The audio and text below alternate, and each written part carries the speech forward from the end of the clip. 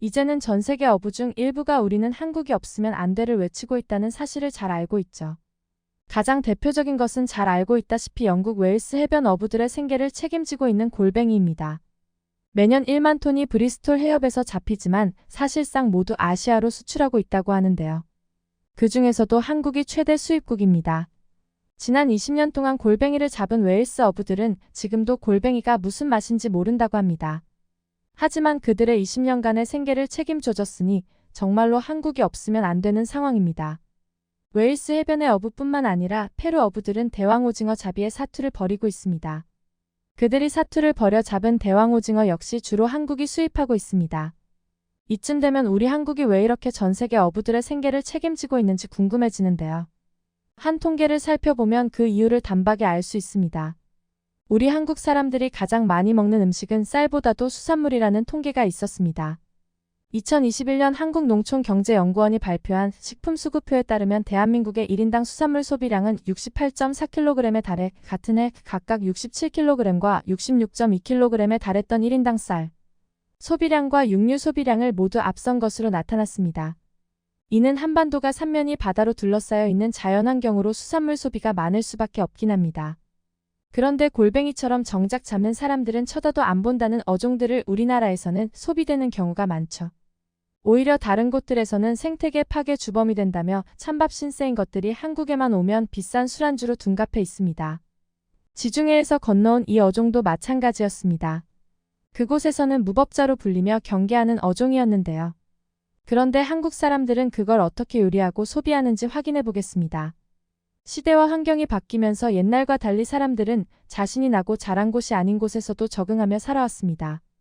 국경을 넘나들며 한국인이 외국에 건너가서 살고 외국인들 또한 한국에 정착해 사는 경우는 이제 쉽게 볼 수 있는 장면입니다.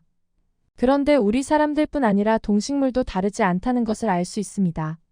지구상에는 여러 가지 이유로 원래 자생하고 있던 지역이 아닌 다른 지역에서 번성한 동식물들이 많죠.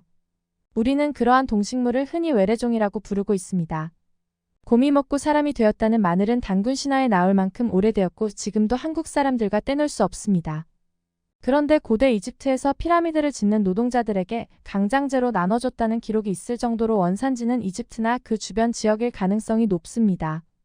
이처럼 외국에서 들여왔지만 우리의 것마냥 유용하게 소비하는 종류도 물론 많습니다. 그러나 기본적으로 외래종이라 하면 경제적이나 환경적으로 인간에게 해를 끼치거나 또는 끼칠 수 있는 생물을 지칭하고 있다고 알려져 있습니다. 외래종들은 해당 지역에는 천적에 해당하는 동식물이 없어 기존에 살던 동식물들을 도태시키는 생태계 교란을 일으키는 경우가 많기 때문입니다. 대표적으로 황소개구리를 생각하면 쉽죠. 지금은 많은 노력 끝에 그 규모를 크게 줄이는 데 성공했지만 한때 우리 하천 생태계를 휩쓸고 다녔습니다. 이런 생태계 교란은 그 지역에 예전부터 서식해 우리가 이용하던 동식물들을 개체수를 줄이기에 큰 골칫거리가 될 수밖에 없었습니다. 외래 어종에 의한 생태 교란은 수십 년 전부터 골칫거리를 넘어 우리 사회에서 문제로까지 인식되기 시작했었는데요. 외래종들은 기존의 강이나 바다에 있던 우리 어종들을 잡아먹어 그걸 식재료로 쓸 수 없게 만들었었습니다.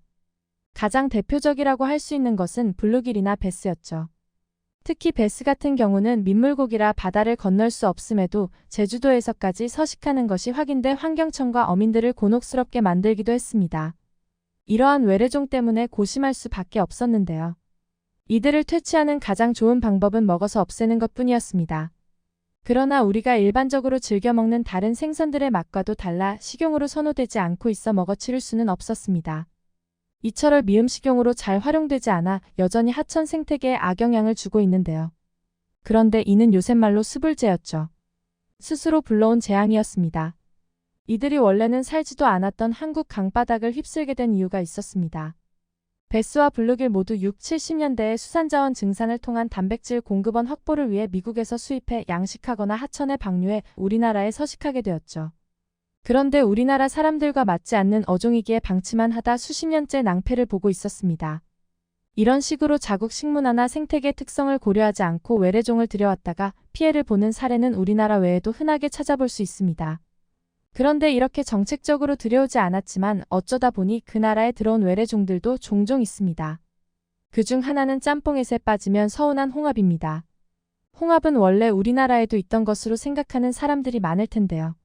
물론 틀린 말은 아니라고 합니다.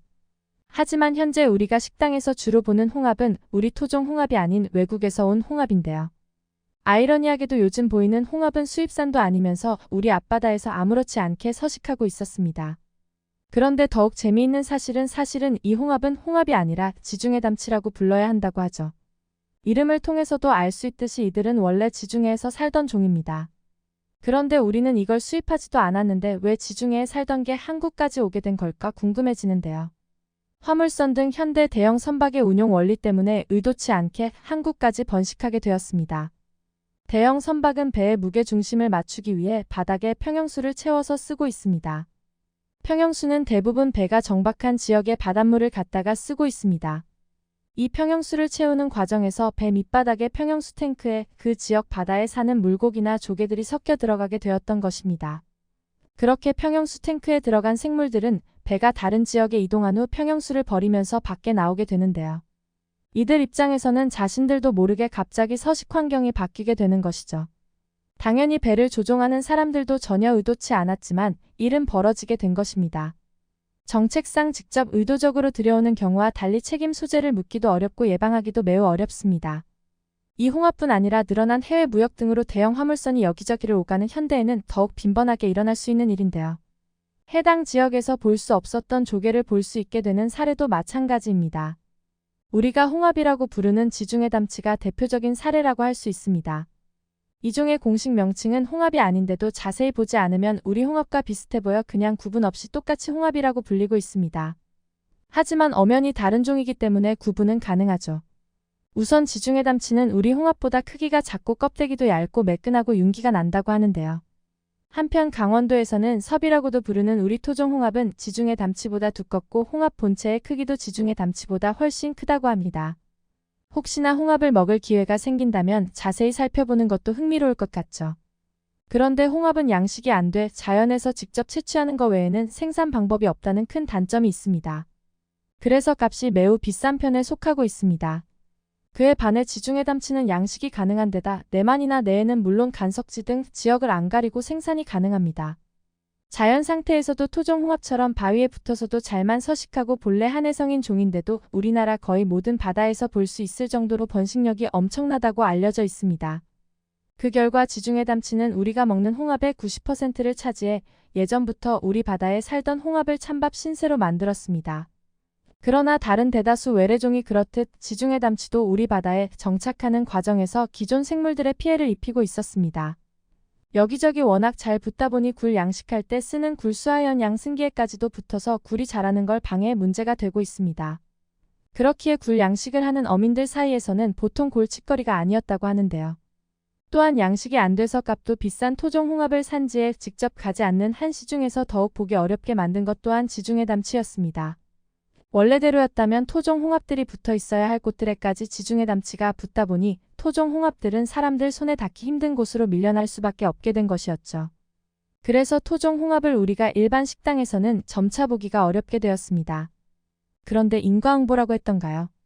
마구잡이로 자생하던 지중해 담치들은 결국 한국인의 식탁에서 명을 다하고 있었습니다. 수많은 지중해 담치들이 토종 홍합들 대신 우리 식탁에 올라오고 있었습니다. 뜨끈한 홍합탕이나 매콤한 짬뽕에 결코 빠질 수 없는 홍합 수만 계산해본다면 매일같이 소비되는 양이 엄청나고 있습니다. 베스나 블루길에는 통하지 않았던 먹어서 없앨 수 있을 정도로 한국인들이 즐겨 먹고 있습니다.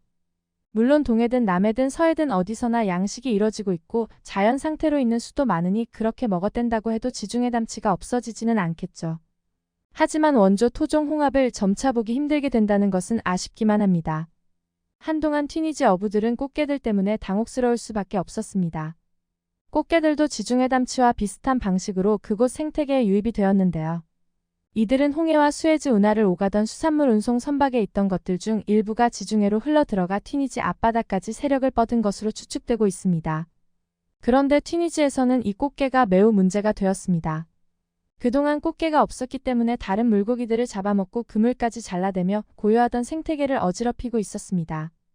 튀니지 어부들은 꽃게들에 대처할 방법도 그렇다고 이들을 요리해 먹을 방법도 몰라 곤란해하고 있었는데요. 그런데 튀니지 어부들을 우리 한국인들이 도와주었습니다. 한국 사람들이 꽃게를 많이 먹는다는 걸 안 튀니지 어민들이 꽃게를 잡아다가 한국에 대거 수출하게 되었습니다. 덕분에 튀니지에서는 처치곤란이었던 생태계 교란종에 불과했던 꽃게들을 처리할 수 있었죠. 뿐만 아니라 꽃게 수출은 튀니지 어부들의 새로운 수입원으로 자리 잡을 수 있게 되었습니다. 우리 한국에서도 맛있는 꽃게들을 더 많이 먹을 수 있게 되었으니 양측 모두에게 최상의 결과였습니다. 외래종에 의한 생태계 교란 자체로 큰 피해를 볼 수 있는 상황이어서 튀니지에 나타난 꽃게 자체가 잘된 일이라고 말하기는 어렵지만 하나의 에피소드가 될 수는 있었습니다. 많은 사례에서 볼 수 있듯이 육해공 어디서든 외래종과 현지인들 간에 발생하는 대부분의 사례가 최상의 결과로 이어지지는 못합니다. 대부분은 생태계 교란으로 현지 생태계는 망가질 대로 망가지고 그 때문에 그걸 바탕으로 생활하던 사람들은 막대한 피해 보게 되기도 합니다.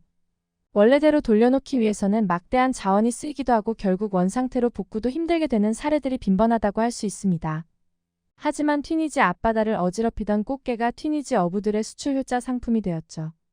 또한 난데없이 지중해에서 온 원래는 홍합도 아닌 홍합이 우리 먹거리가 된 것을 생각하면 아이러니하기도 합니다. 앞서 언급했던 것과 같이 수산물을 좋아하는 한국인의 특성과 맞아 떨어졌기에 지중해 담치와 튀니지 꽃게 등이 한국에서 긍정적으로 소비될 수 있었습니다. 하지만 기본적으로 외래종은 토착 생태계의 구조와 기능을 마비시켜 결과적으로 토착 생태계가 건강성을 잃어버릴 수 있다는 위험성을 가지고 있다는 것을 인지하고 있어야 할 것 같습니다. 그렇기에 자일건 타일건 외국에서 함부로 동물이나 식물 등을 가지고 오는 것들은 매우 위험한 행동임을 잊지는 말아야 합니다. 영상을 끝까지 시청해주셔서 감사합니다. 구독과 좋아요는 영상 제작에 큰 힘이 됩니다.